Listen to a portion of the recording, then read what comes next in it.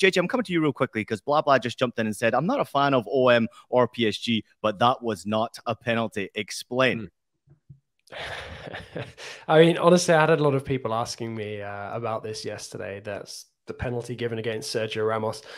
I mean, I can understand people sort of debating the actual incident itself, but really, honestly, a defender of Ramos's experience, you don't get yourself into a position like that. You can't, and I think that, for that alone, you're asking for the penalty to be given, unfortunately, from a PSG perspective. Obviously, for Mike, he was absolutely delighted with it. But to be honest, I don't think Marseille even needed, to score a penalty, given the amount of chances they created. They really should have been at least like 3 or 4-0 up by half-time. Mm-hmm. Monaco PSG, JJ. This is a game that really has my attention now because I'm trying to figure out what PSG are right now, who they are. I mean, what is going on? Messi, Neymar, we all know. I actually would like an update on Mbappe as well, because I don't believe that he's going to be missing for these 2 ties. However, let me know. But also, is Galtier at all under any pressure with the way that PSG are performing right now? I mean, I think he's under major pressure now, given the result last night. Like I said at the beginning of the show, that's PSG's first defeat away at Marseille, I believe, since around 2011, 2012. I mean, that's, 10 years plus. It's a long time since Marseille, managed to beat PSG on home soil. As much as it was a great day for Mike, that was a very, very bad day at the office for PSG. And it's, symptomatic of what's happened really since PSG got back off of the World Cup break. It's not been good enough. Yes, they've been missing Mbappe for a couple of games. Mbappe was there when they lost, though, against the likes of Lens, against the likes of Rennes. So, you can't blame all of these struggles on Mbappe being missing. And, PSG have fallen apart since the World Cup. We discussed it before Qatar, were the likes of Messi and Neymar just getting ready, with that tunnel vision for the World Cup, and now they really couldn't care less what happens for the remainder of the season against PSG. It certainly looks that way when you're looking at what's happening on the pitch at the moment. Monaco, not an easy place to go, especially as, they now have, Europe in their sights, and they absolutely need to get themselves back into contention, also already out of the Coupe de France as well. I mean, people say all the time, PSG win everything in France, but that's not true. This is going to be the second consecutive year that PSG haven't won the Coupe de France. I mean, yes, they're looking good for the Ligue 1 title at the moment, but there are other teams who have been able to succeed, in their place in the past. So, PSG have taken their eye off the ball in a domestic sense to such a degree now that, were Galtier to fail to lead PSG past Bayern Munich, and whether or not Mbappe is back for those 2 games, I can't tell you right now, but if he is, he won't feature against Monaco, despite it being his former club. But if Galtier doesn't manage to lead PSG past Bayern Munich, I think we're probably looking at him being replaced by somebody else. I don't know, Zinedine Zidane, somebody else come the summer, because this is not what PSG's leadership thought they were signing up for when they brought in Luis Campos as well as Galtier.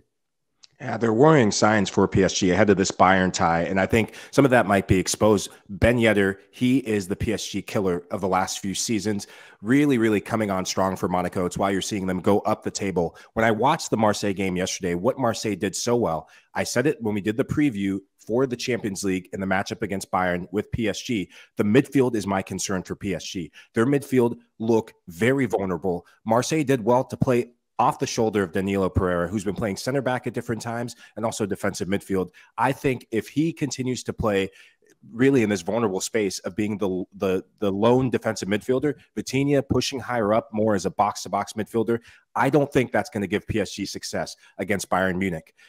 In this matchup and in really the next month, they have a big month in Ligue 1. They have Monaco. They will play Marseille again in the next few weeks. And I think there's cracks in the pavement for PSG, and I could really see them getting knocked out by Bayern. Interesting. Well, let's turn our attention to Bayern Munich, because obviously they have sort of found their form just a little bit again recently, Nigel. They are scoring goals again. Choupo-Moting finally scoring goals. He's now gone up against his former club in Paris Saint-Germain in the Champions League. But Bayern did look good. They got through in the cup against Mainz. They have been looking very good, scoring goals again. I think the addition of João Cancelo, I don't know if you've watched any of the games, Nigel, but the addition of João Cancelo has brought a real dynamism on the right-hand side that they didn't have with Pavard, who's looked disinterested over the last maybe 6 months or so in a Bayern jersey. So really impressed with what Bayern Munich are doing, but I am not convinced that they can go through against PSG. Now, I know I've been watching PSG too, and they're a team that are very frustrating right now, but Bayern are not necessarily a team that's running away with their domestic table, and certainly not the Bayern of old. Ian, I just put the violin away for PSG, and you're trying to get me to bring it back out. I do not have no sympathy for PSG. I love Jonathan Johnson, but I don't. They've gone the wrong way about it since they've taken over. They're trying to buy football, and I'm not going to lie. I'm happy that I'm seeing PSG crash and burn. Bayern Munich, for me, as you've always written them off, Ian, they finished top of their group. They qualified. There's something, you're more of an expert on Bayern Munich than I. But when I watch this Bayern Munich team, especially at Champions League, they turn it to another level. For me, the Champions League is their priority. It's a competition that they're very experienced in. And I see the performances of these players go to another level. Domestically, at times, you probably say that they get very complacent. They can be inconsistent. But the players that they have, for me, is about Champions League. That is, for me, their priority. Cancelo's come in, made it different. He's bringing a breath of fresh air. Pavard's lost interest, like some other players at some of these other top players we've discussed. Cancelo's come in, enthusiasm, new beginning, playing, one of the most intelligent football players that you can see on a football pitch. What he brings defensively and attacking wise. I said it. You guys made fun of me that the goals are being shared at Bayern Munich. You shared. They need a striker. We understand that. They can prepare for that for next season. But the goals are still going around. And I think for me that Bayern Munich, for me, are one of the favorite teams to win this competition. And they finished top of their group. And look at that group that they came top that you didn't even think that they'll get out. Mr. Ian Joy, something not quite right there.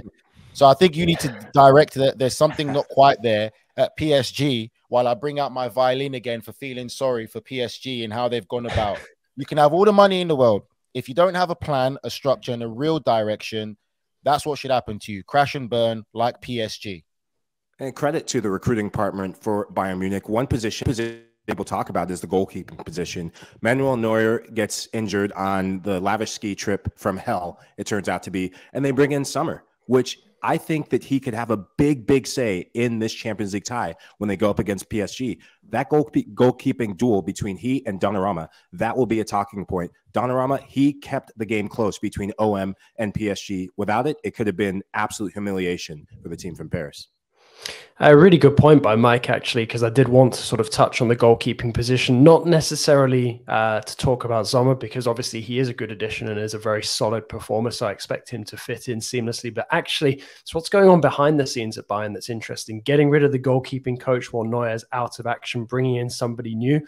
To me, that suggests that suddenly Julian Nagelsmann is getting a sort of a second wind in his time in charge of Bayern, and really is actually starting to, properly take control of the situation. So it's going to be very interesting to see how that dynamic develops over the next couple of months.